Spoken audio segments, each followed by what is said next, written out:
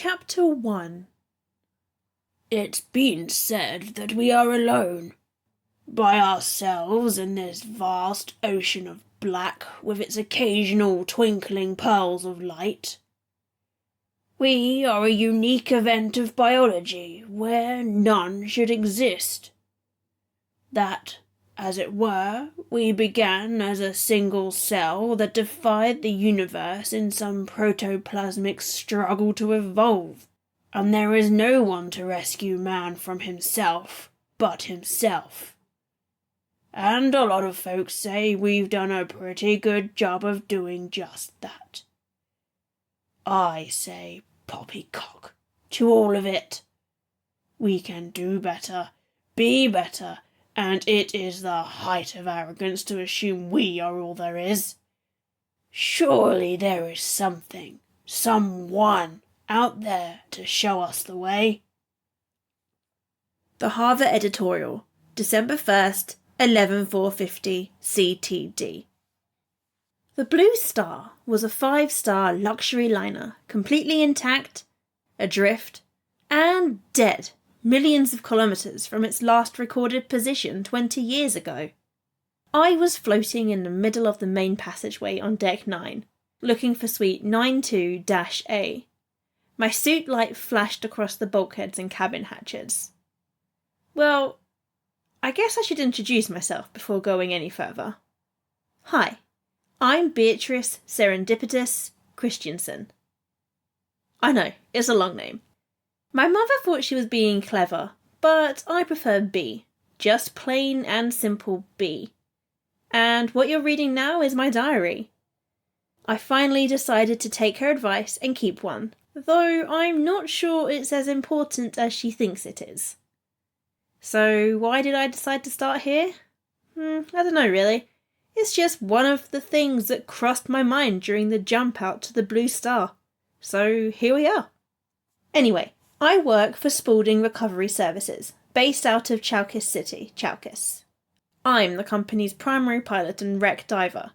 Tom, my boss and owner of the company, sent me here to find a briefcase left behind 20 years ago by a Station Dynamics executive.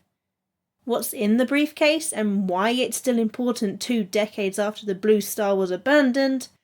Haven't a clue and don't really care. I only know Tom's charging them a fortune for this run, and their CFO smiled when he asked for half the money up front. The Blue Star itself was written off years ago by the tourist agency that owned it. Insurance had no doubt already paid out. It was just a frozen hulk, drifting far off course weeks away from any civilized planet. Technically, any salvage company in the Republic could claim it, if they knew where it was. In fact, Tom could have made arrangements to have it towed back to Chalkis and scrapped or repaired. But that wasn't our business. We just recover items or things that are lost. Low overhead cost with a larger payout. Tom plays the margins, which is fine by me. As far as dead hulks go, the Blue Star was not exceptional. Over the last 7 years working for Tom, I've stood in a dozen similar wrecks, most in far worse condition, and they all have the feeling of a lifeless tomb. There was nothing to be afraid of here. Nothing living and no ghosts. Just me and my suit light shining a long beam through a death-dark passageway. Think of it as a giant freezer with the door closed. And there you have a mental picture of where I am. The only other voice here is a synthetic consciousness aboard my ship, the Isaac Bryn, floating 20 metres off the liner's port bow. Though I suppose the consciousness in the Blue Star's data core would be operational if the ship had power. The liner hadn't experienced a natural wreck or physical damage, but a massive power failure. A design flaw, they believed. Life support kept all 200 passengers and crew alive on battery power for almost 2 weeks before rescue arrived. And the briefcase was left behind in the rush to get off the dying ship. As I shined my light on the cabin hatches, I wondered briefly if the executive that forgot it was still employed with Station Dynamics. With modern life-extending medicine, some people switched professions or careers twice or even 3 times in their lifetime. He might have moved on to something else. But I suspected it was more likely he was dismissed over the briefcase. If it was important enough to hire a recovery service to jump out to the wreck to retrieve it so long after the fact, then it was something that would have gotten that executive fired. "B," Bryn said through my suit helmet. "You haven't checked in." There was a note of worry in his voice. A programmed response, nothing more. A simulation of intelligence and emotion, locked in a cylinder of biomatter and polymers. "I'm fine, just thinking." "I see. Were you wondering what to get Tom for Christmas?" No, that hadn't crossed my mind. It was a respectable jump out to the Blue Star. These tourist agencies offered deep space vacations that took their clients out to special places. Planets with odd rings or other strange cosmic formations. Some even offered a week or two out on frontier worlds. You could live like a settler, bushwhack and sleep in a tent, with the assurance that any time it got too rough, you could just hop a shuttle back up to your luxury suite and ride it out in comfort until it was time to move on to the next site. Those tours could last for the better part of a year. It had taken over 2 weeks to jump to the vicinity of the Blue Star, and another week of smaller hops and intensive scans to find it. I hadn't thought about making it back to Chalkis in time for Christmas, let alone what to get my boss. But now that I did think about it, I should make it back in plenty of time. B. What? I'm busy. Oh, sorry. Please remember to check in. Suite 92-A was in the VIP section of this level. The ship's layout wasn't difficult or unique, but navigating the passageway was slow. The liner had a slight spin, and I was using the emergency handholds to pull and push my way further along. The passageway itself was wide and clear, except for the occasional stewardess cart and debris floating in suspended animation around it. The reason why I had decided to pop the airlock hatch near the bow, rather than use the Bryn's cutting beam to make a hole in the hull about midway down, had to do with safety. Tom preached it, put tons of insurance on me, installed a state-of-the-art medbay on the Bryn, and had me sign waivers, but he himself wouldn't actually fly out to a wreck and try to retrieve something using his own rules. At least, not while I've been with the company. Safety made for more work. If I were allowed to use the cutting beam to make a hole in the hull, I would have been in and out of the Blue Star an hour ago. For more dangerous wrecks, he would have made Jask or Kenshi ride with me. Jask is the company's maintenance engineer, and Kenshi is Tom's nephew. But the liner was supposed to be safe, and Jask had work to do on the Hamilton, the old patrol ship that Tom used as his personal courier. Kenshi was finishing up a semester in political history at Chalkis University. So that meant I was by myself, which was fine by me. Solitude suits me. The hatch to the VIP section was open, left that way when the very important persons did their best to exit the ship. I didn't have to imagine how 2 weeks living on battery power would have made them feel. Water and power would have been rationed. At some point someone would have gotten a little afraid. I saw plenty of panic during my tour in the rescue patrol. And while the passengers of the Blue Star may not have been panicked, they would have been in a hurry to leave. Seeing their rescuers through the windows in their cabins approaching and latching onto the airlocks would have amped them up. The captain would have been working hard to keep his soft vacationers as calm as possible. At that point, discipline would have been tough to maintain. Thus, some people left things behind, i.e., the briefcase I was sent to retrieve. On my way through the VIP area, I passed a gym and a spa, my wrist light rolling over the fancy signs above the hatches and blank advertisement boards that would have shown me vids of smiling people enjoying the activities offered, if I were a passenger 20 years ago. A few more hatches down and I found 92-A. Must have been a nice ride, until you realise the air might run out with you still aboard. The suite's hatch was closed. I floated in front of it, one hand on the bulkhead's handrail and one foot on the carpeted floor. iron frozen carpeted floor. I ran my light around the hatch's edges and found the panel to the manual release. "Bryn, come in," I said, ever being safety-minded. "Yes, Bee, I'm here. I'm standing in front of a sealed hatch. Are there any pressure readings?" "Safety first. Yeah, the rules have reasons. I hear it more from Tom than I ever did in the rescue patrol. God, I hope Tom never hears that. Don't get me wrong, some of his precautions are grounded, but most of them are overboard. A wise precaution, Bee. Stand by." Bryn gave me the all clear a few seconds later, and I popped the panel and pulled the manual release, expecting the hatch to open. But nothing happened. The release turned, but the hatch remained sealed. I played with the release for a moment before realising that I would have to cut my way in. I always carried an engineer's lance with me for just this sort of thing.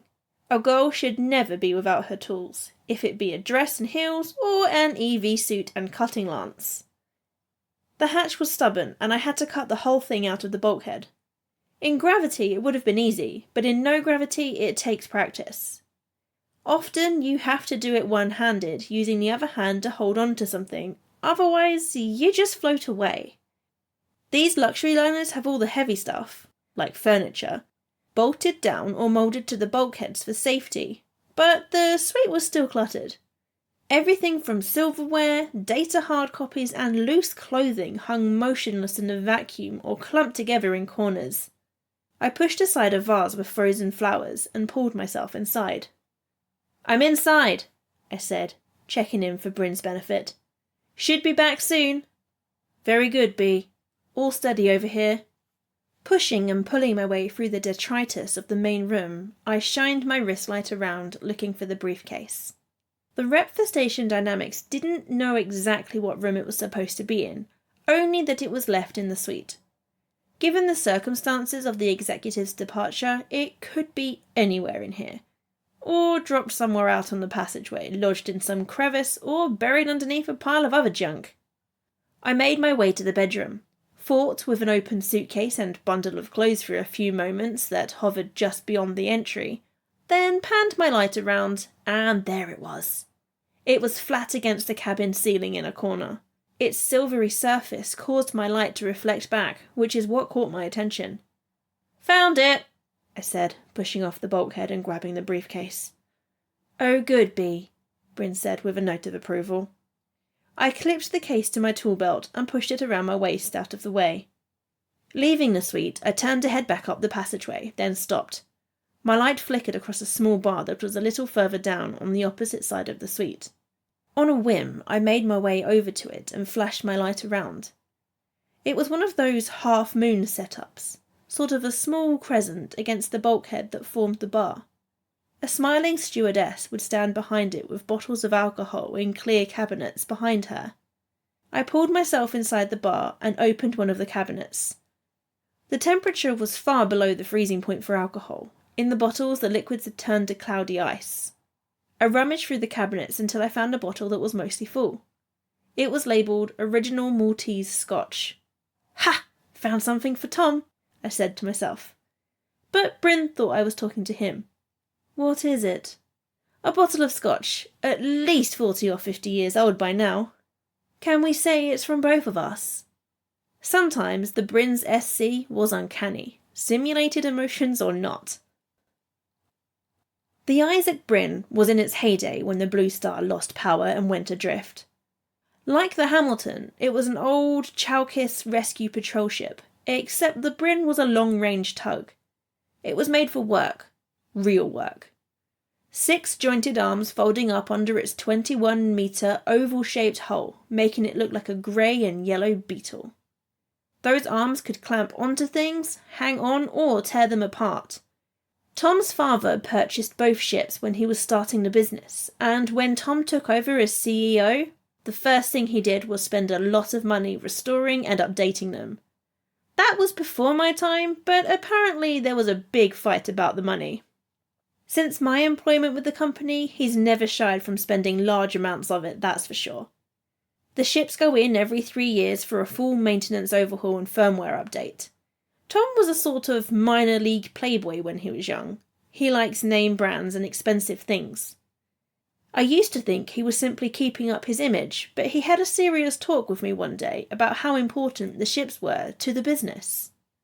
Entering the Blue Star's forwardmost airlock, I gazed up at the Bryn's underbelly through the hole where the exterior hatch used to be. Upon arriving, I was forced to have the Bryn rip it off because of the power issue. "Give me an arm," I said. "Of course, B." Bryn unfolded an arm slowly and guided it to me. Back aboard, even before I changed out of my EV, I placed Tom's scotch in the galley cooler because I didn't want the sudden temperature difference to shatter the bottle. Then I slogged back to the airlock maintenance cabin on watery legs. Returning to gravity after being in 0G was something I always had trouble with, way before I ever started working for Tom. Over the years, the immediate weakness I felt began to pass quicker, but not like some of the professional patrolmen I worked with in the past who could go from gravity to nothing without breaking their stride. Finally, in a light flight suit, I collapsed on the bunk in my cabin only to wake up an hour later to Bryn's voice. "B, we are wasting air and power." By we, I assume you mean me. "Yes, I've plotted the jump coordinates. Do you want to confirm?" Of course I did, every time. Who in their right mind would let an SC plot a jump course without double-checking it? Bryn's calculations were always accurate, but I've heard stories of crews trusting their SCs too much and either jumping to the middle of nowhere or really far outside of their target because a digit to the right of the decimal was wrong. Not going to happen to this girl. "Yes, I do," I confirmed. I got up and headed to the flight cabin. The Bryn's interior was smaller than you might think for a ship its size. It does have a decent cargo capacity, but its main design was rooted in power. Everything else was sacrificed for that goal. Bryn could pull something the size of the Blue Star out of a gravity well with power to spare. The crew quarters consisted of 4 double bunk berths, about as big as the closet in my apartment back on Chalkis. The galley, medbay, gym and common cabin could all be called cramped. Engineering was the largest section, taking up the entire aft portion of the ship. It was tough too. It could bounce around a scrapyard and at the end of the day need nothing more than a paint job. Like I said, it was made for real work. With its tertiary power plants and thick hull, it was overkill for the work we used it for. The flight cabin was just as economically designed as the crew areas. It had 3 console seats, one for the pilot, the second pilot, and a monitoring station. Kenshi, of course, liked the second seat, even when I wouldn't let him touch anything more than the controls for the external optics. I hopped in my seat and brought up the jump coordinates calculated by the Bryn, and then did the math myself 3 times before moving them in the queue for the jump. "Alright, prime the drive and get us out of here. I've got some serious sleeping to do." Tom says the reason I like making these long trips by myself is because I'm lazy. There was nothing to do while the ship traversed Newtonian space. I could play immersion games with the Bryn's SC, read, or watch a vid, or sleep. "Of course, B. Bring in the Newtonian drive online now.